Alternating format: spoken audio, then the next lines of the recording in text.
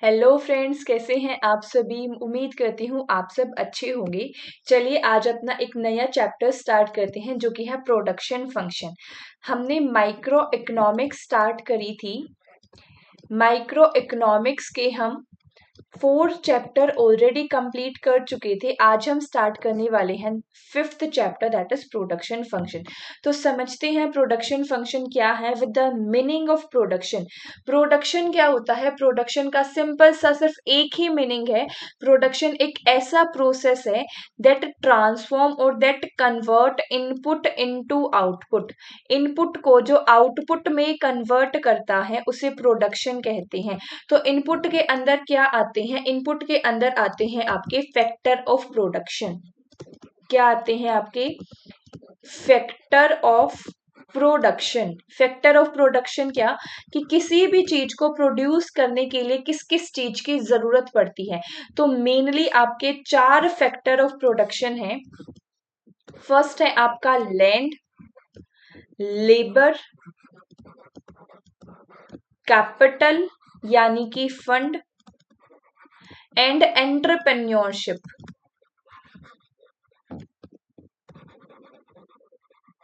And entrepreneurship, ये है आपके 4 फैक्टर ऑफ प्रोडक्शन।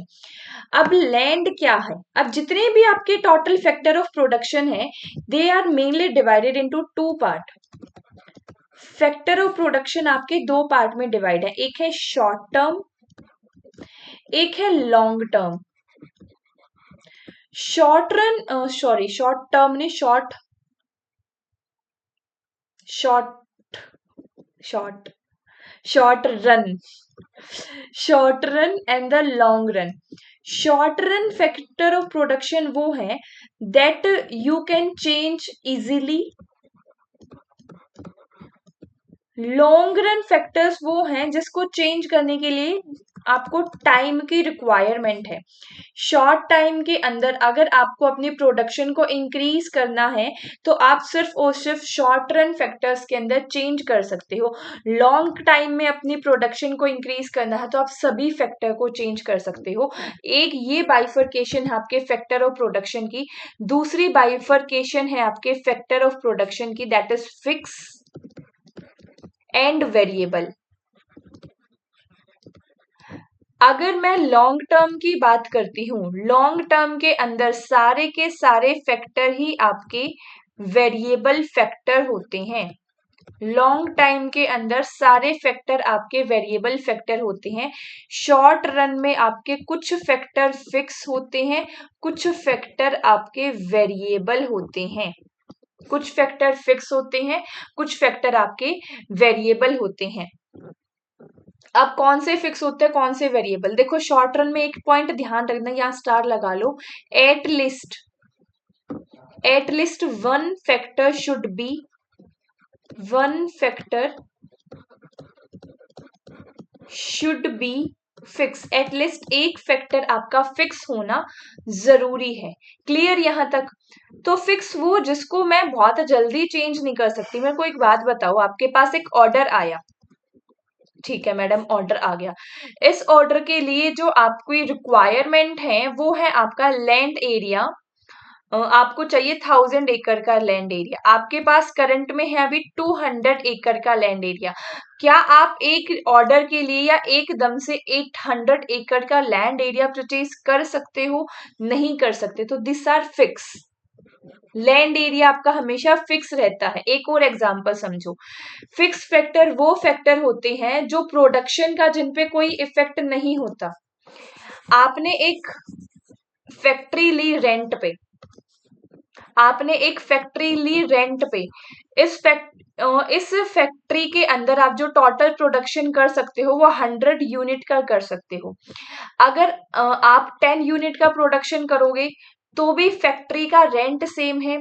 20 यूनिट का प्रोडक्शन करोगे तो भी फैक्ट्री का रेंट उतना ही जाएगा। 50 यूनिट का प्रोडक्शन करोगे तो भी फैक्ट्री का रेंट सेम ही जाएगा। 100 यूनिट का प्रोडक्शन करोगे तो भी फैक्ट्री का रेंट आपका सेम ही जाएगा। तो फिक्स फैक्टर वो फैक्टर होते हैं जिसका प्रोडक्शन कितनी हो रही है उससे कोई फर्क नहीं पड़ता है। वेरिएबल फैक्टर आपके वेरी करते हैं विद प्रोडक्शन। ज्यादा लेबर लगाओगे ज्यादा प्रोडक्शन होगी, ज्यादा रॉ मटेरियल लगाओगे ज्यादा प्रोडक्शन होगी। लेकिन लैंड एरिया उतना ही रहेगा, चाहे आप 10 कर लो, चाहे 20 कर लो, चाहे 50 कर लो, लैंड का रेंट सेम ही जाएगा। समझ में आया ये पॉइंट? देखो अब fix factor of production and the variable factor of production. Fix जिसको चेंज नहीं किया जा सकता, वेरिएबल जिसको चेंज किया जा सकता है। फिक्स फैक्टर में आपके आ गए factory, building, land, plot, machinery. Variable के अंदर आ गया आपका raw material, labour, electricity, fuel. समझना इस चीज को, यहाँ पे अगेन मैंने टेबल के अंदर चीजें डाल दी हैं, कोई डाउट हो तो पूछ लेना।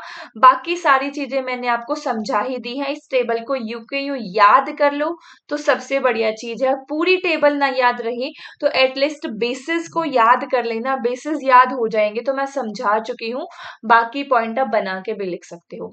सेम इसी तरीके से शॉर्ट रन लॉन्ग रन की भी मैंने आपके लिए टेबल रेडी कर दी है। शॉर्ट रन में क्या होता है, लॉन्ग रन में क्या होता है। अब समझते हैं सीधा अपने कंसेप्ट की तरफ कि लॉन्ग रन में क्या है, शॉर्ट रन में क्या है। देखो यहाँ पे आपको समझने के लिए सबसे पहले अब समझना है कि एक्चुअली में व्हाट इज प्रोडक्ट। हम कह रहे हैं प्रोडक्शन करनी है, प्रोडक्शन करनी है, प्रोडक्शन करनी है। किसकी प्रोडक्शन होगी, प्रोडक्ट की प्रोडक्शन होगी। जी बिल्कुल। प्रोडक्ट क्या है, product is anything, product is anything that can be offered to market.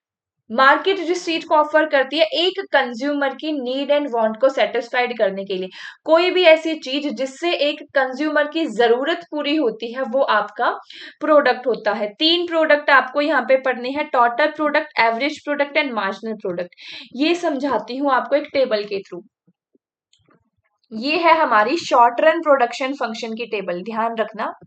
आगे इसका लो पे मैं डायरेक्टली जंप करूंगी, अभी सिर्फ मैं प्रोडक्ट बता रही हूँ। शॉर्ट रन, ये है शॉर्ट रन।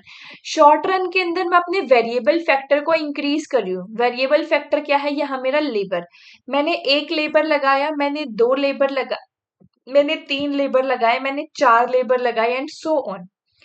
जैसे जैसे मैं नंबर ऑफ यूनिट लेबर की इंक्रीज करती जा रही हूँ, अगर आप ध्यान से यहाँ ऑब्जर्व कर पा रहे हो तो आपका टोटल प्रोडक्ट भी इंक्रीज होता जा रहा है।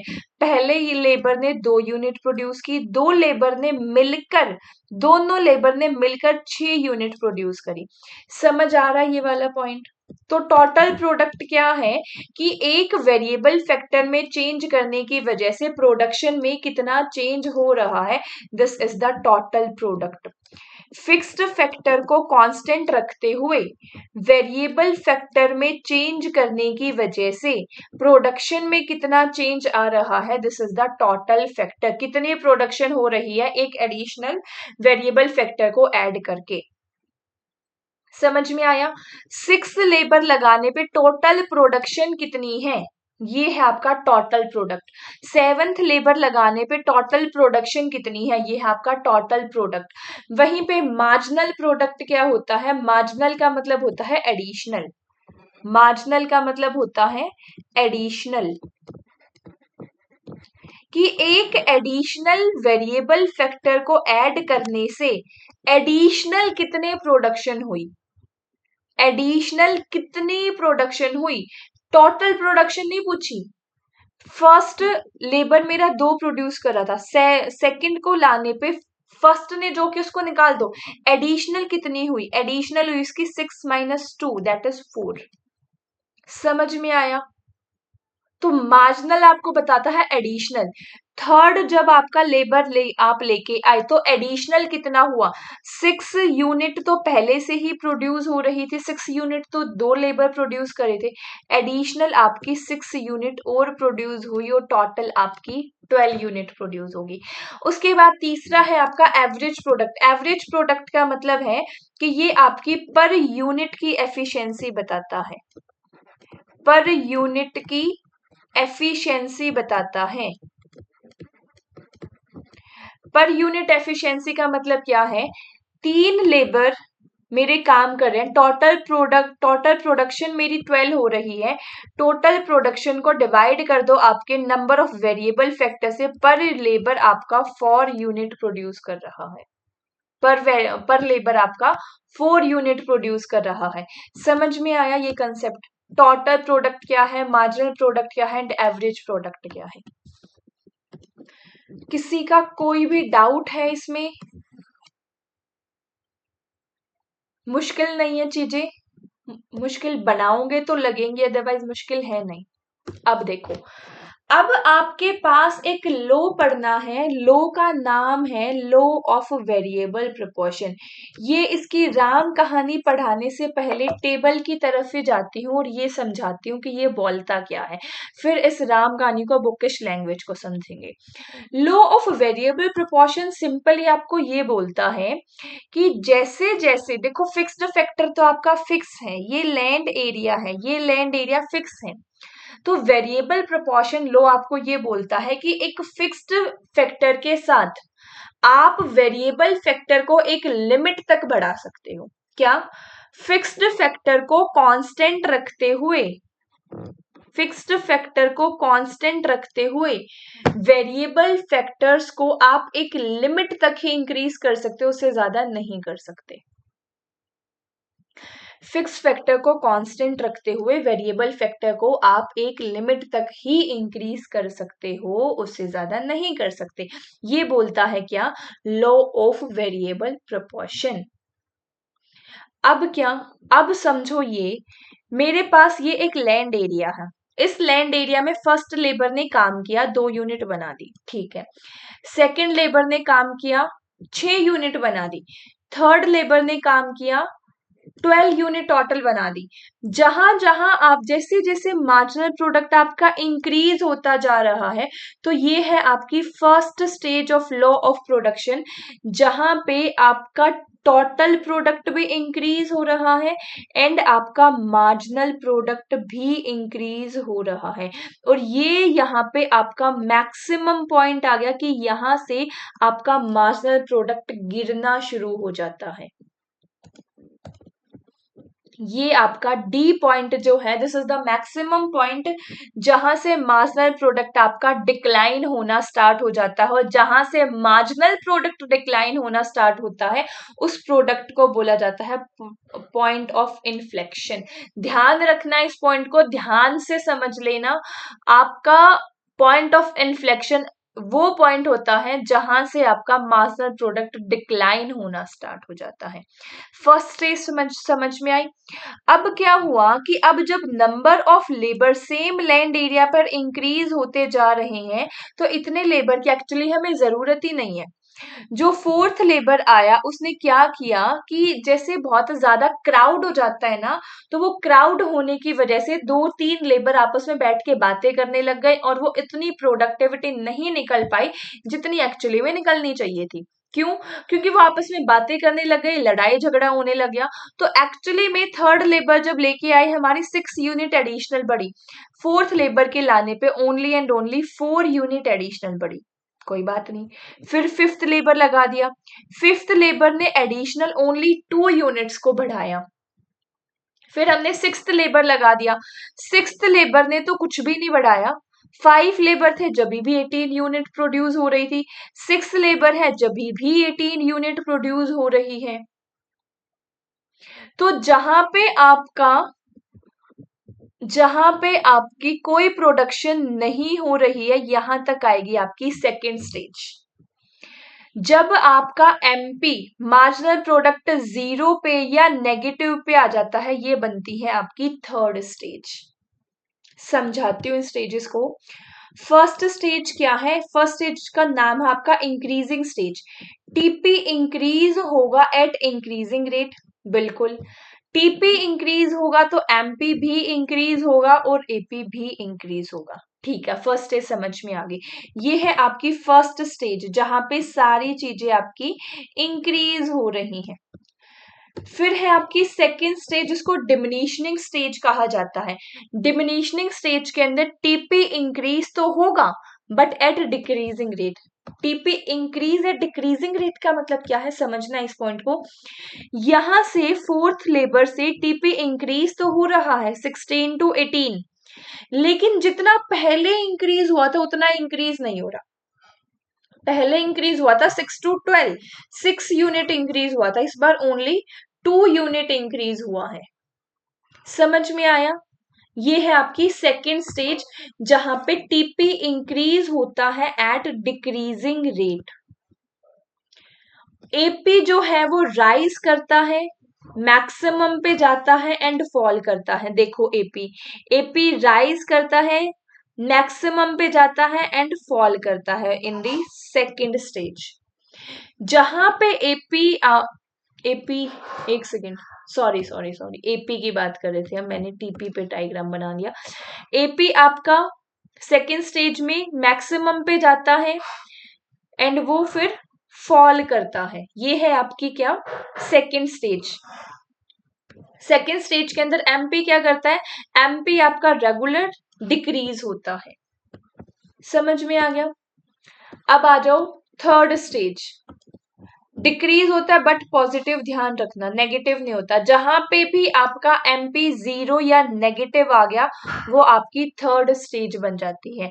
0 या नेगेटिव आने पे एपी भी डिक्रीज होता है और टीपी भी डिक्रीज होता है। ध्यान रखना, एमपी आपका 0 या नेगेटिव हो सकता है, एपी नेवर 0 और नेगेटिव।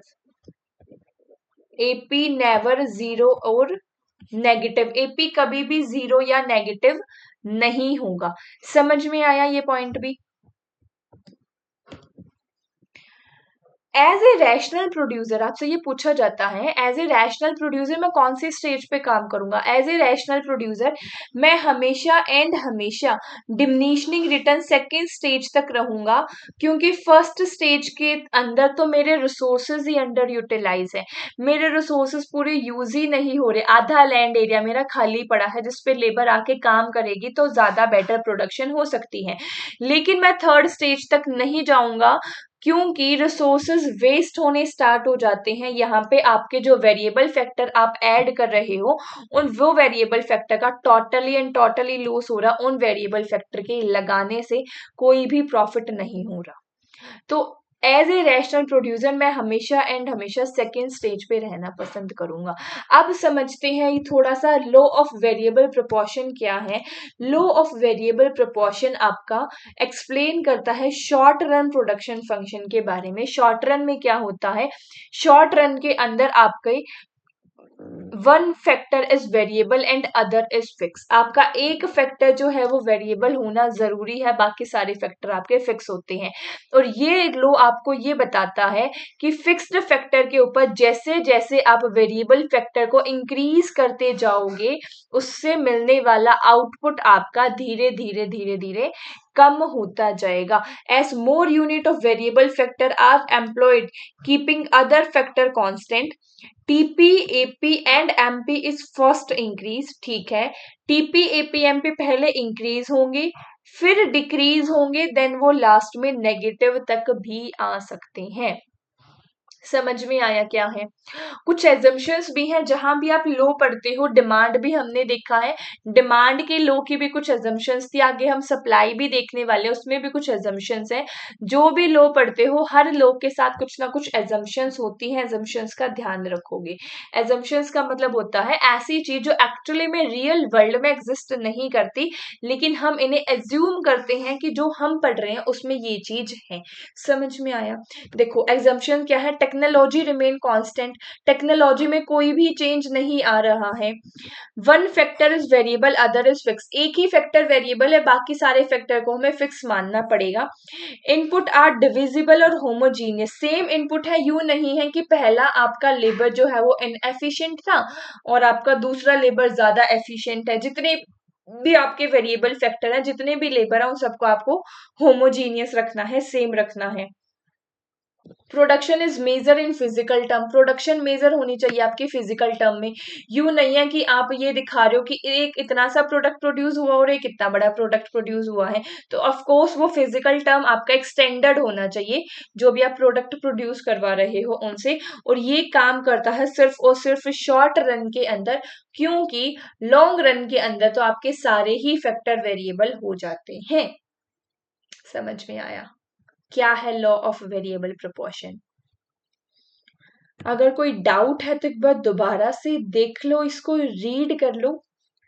मैं ये रीजन और बताती हूँ कि ऐसा होता क्यों है। फर्स्ट स्टेज के अंदर आपका टीपी इंक्रीज होता है इंक्रीजिंग रेट से, एपी भी इंक्रीज होता है और एमपी भी इंक्रीज होता है, क्योंकि यहाँ पे आपके बेस्ट यूज होता है फिक्स्ड फैक्टर का, स्पेशलाइज्ड लेबर आपको मिलती जाती है। ठीक है, अंडर यूटिलाइज है इस टाइम पे हमारे रिसोर्सेज, तो जितनी ज्यादा लेबर लगाते जा रहे हो रिसोर्सेज का उतना ही ज्यादा यूज होता जा रहा है।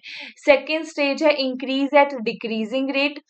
आपका टीपी होता है, एपी आपका rise maximum then fall, and MP आपका फॉल बट पॉजिटिव। ऐसा क्यों होता है? क्योंकि हमारे फिक्स्ड फैक्टर जो है उनका ऑप्टिमल यूज होता है।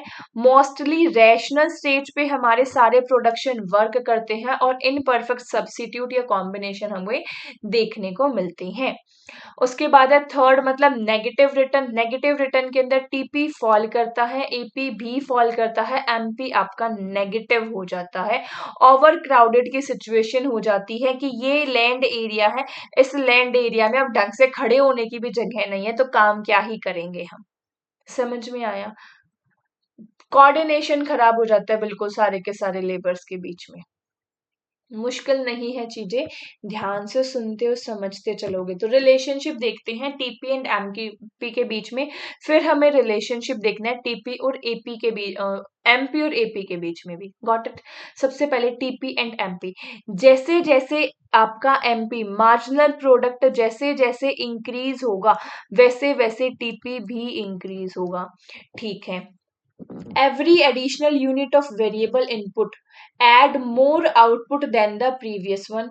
Specialized labor, better use of fixed factor यहाँ आपका देखा जाता है। ठीक है।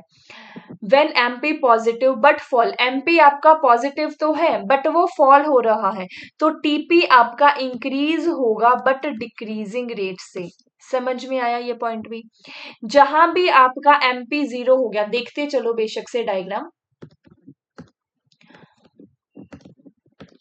MP rise, TP rise at increasing rate. MP यहाँ पे आपका जहां तक एमपी आपका बढ़ रहा है वहां तक आपका टीपी राइज होगा एट इंक्रीजिंग रेट। ये देख लो इंक्रीजिंग रेट। जहां पे आपका एमपी जो है वो गिरना स्टार्ट हो गया, पॉजिटिव तो है, ये आपका पॉजिटिव तो है बट गिरना स्टार्ट हो गया, वहां से आपका टीपी भी इंक्रीज तो हो रहा है but at the decreasing rate. जहां पे एमपी 0 हो गया या नेगेटिव हो गया वहां पे एपी आपका गिरने लग जाएगा। जहां 0 हो गया वहां पे आपका टीपी जो है वो मैक्सिमम, जहां पे आपका एमपी नेगेटिव जाने लग गया तो आपका टीपी भी गिरने लग जाएगा। ये रिलेशनशिप आपकी पेपर में पूछी जाती है, इंपॉर्टेंट है, इसे ध्यान रख लेना। क्लियर? आगे आ जाओ। आगे है आपका law of diminishing return. Law of diminishing return actually में एक्सप्लेन क्या करता है? लॉ ऑफ डिमिनिशिंग रिटर्न ना आपका ये वाला सेकेंड स्टेज को मेनली एक्सप्लेन करता है कि ये डिक्रीज क्यों हो रहा है। समझो इस लॉ को भी। लॉ ऑफ डिमिनिशिंग रिटर्न आपको ये बोलता है if we keep increasing unit of variable factor, अगर हम रेगुलर बेसिस पे सिर्फ और सिर्फ वेरिएबल फैक्टर को इंक्रीज करते जाते हैं फिक्स फैक्टर को कांस्टेंट रखते हुए, तो एक पॉइंट के बाद जो मार्जिनल प्रोडक्ट है वो वेरिएबल फैक्टर का वो गिरने लग जाता है। ये बोला गया है लॉ ऑफ डिमिनिशिंग रिटर्न में। क्या?